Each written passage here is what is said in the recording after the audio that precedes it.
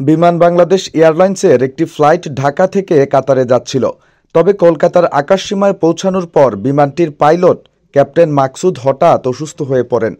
পরে ফ্লাইটটি ঢাকায় ফিরিয়ে আনা হয়।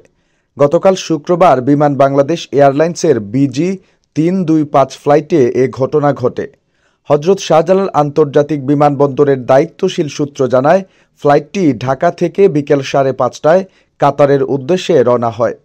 কলকাতার আকাশে পাইলট অসুস্থ হলে ফ্লাইটটি ঢাকায় ফিরে আসতে শুরু করে। পরে রাত 8টার দিকে ফ্লাইটটি ঢাকায় জরুরি অবতরণ করে। অবতরণের পর ক্যাপ্টেন মাকসুদকে সম্মিলিত সামরিক হাসপাতালে ভর্তি করা হয়। পরে পাইলট পরিবর্তন করে ফ্লাইটটি রাত 10:30টায় আবারও কাতারের দোহার উদ্দেশ্যে ঢাকা ছাড়ে। বিমানবন্দর সূত্র জানায়, বিমানের BG-325 ফ্লাইটটি বোয়িং 777 মডেলের উড়োজাহাজ দিয়ে পরিচালিত হচ্ছিল। এতে 419 জন যাত্রী ছিলেন।